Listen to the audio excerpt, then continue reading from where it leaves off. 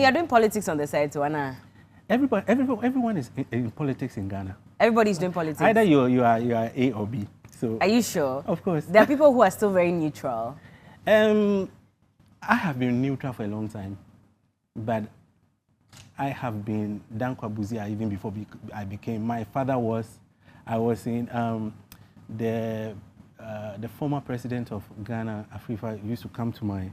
Your dad? My dad, sit down. So I got interested in politics, at a very tender age. Okay. Because I was listening to them. Yeah. So I was in it, but actually because of my business, I had to just stay away from it. But now you've shown face. Because you've recorded a song recently for Dr. Bawumia. Yeah, I've shown face. So that means... For me, I think whenever people go through a lot in life, we make wrong decisions. And then the economic situation of the country could lead people to just make a decision which will not, augur well for the country. Yeah.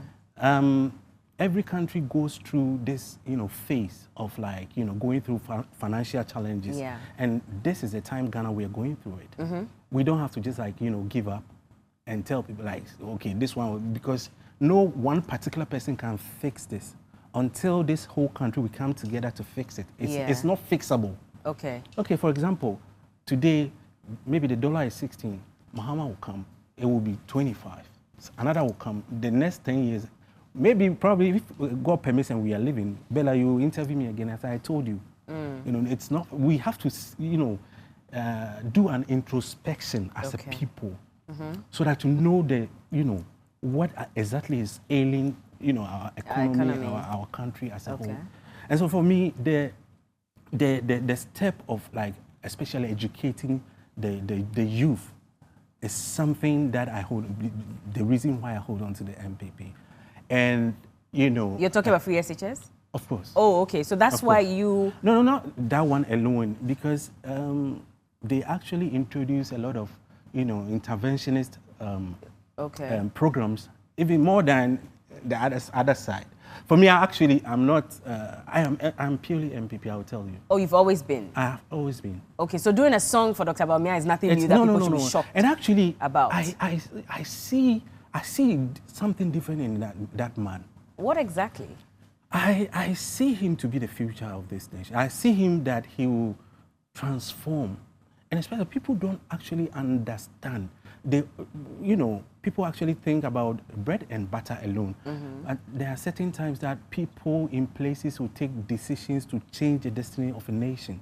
And I believe that man sees that in this time, in this digital age, something should be done for our country. And he sees that vision. Of a digital Ghana, and I believe that is a good thing. But what do you say when people say that he's the vice president? Right. He's the head of the economic management team. Right. So if there was going to be any change, we should have felt it within this period, so that it makes his journey to become president easier. When I'm driving a car, the mate is inside. Hey, are you also bringing driver and mate to this conversation? Actually, that for me, Dr. Bawumia has been the most,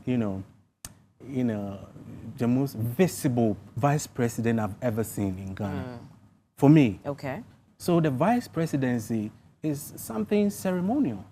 Unless the president is gone, unless the president is gone, then you just take the seat. The seat. So the vice presidency is almost ceremonial. You cannot be in charge. You can have an advice, you can give an advice, but that doesn't mean the advice will be taken. You see, I don't want to get too political, right. But when you say this, no, it's true. It's a fact. Listen. Oh, I understand. Hold on. It's a fact. He was touted as an economic whiz kid. Right. The reason they brought him on board was because he knows the numbers. He knows how to turn the economy around. Right. So if after 8 years we're being told that it's a ceremonial, more like a ceremonial position, why was that not touted at the beginning? So we understand that he's not the one we should rely on. What we are facing as a country is we are facing external shocks.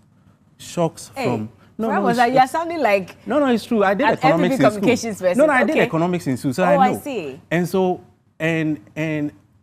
actually, what I feel for this nation, especially when I see people on ships going to Italy and stuff, I cry in my heart. Yeah. Because there's so much opportunity here in this country that people don't see. When it comes to farming, there's a lot. But people actually don't love what will bring them money. Everyone will cut corners for money. And when everybody is cutting corners for money, what economy do we have? And so, as I said, we have to do an introspection as a country. Because I think one party cannot do it. We have to come together and then fix this nation together. I heard what Apietu's posted. Oh, okay, yeah. Because you were in the studio recording and he did a video. Oh, you didn't know about that as well? No, I saw it. Oh, you saw it, exactly. Yeah. So that's how a number of... Like, and you said the song is not out? No, not I thought yet. it was because I've listened to it. Oh, really? Matthew. But I heard somebody comment, "Angry man." Oh. And actually, but I one day invite you to my house. Okay. I one day invite you to like the stuff that I've done. And I think I will be doing people disservice if I don't actually tell them, hey, after going through a look at what I've done. Yeah. You know, I am somebody who is just reserved and I don't want that thing. But you didn't do it because of money. That's basically what you're trying to say. No. You don't need the money. Listen, this whole year, if I play 10 shows, and let me say, one is $10,000 or $7,000, how much do I have? Yeah. I'm okay. Okay.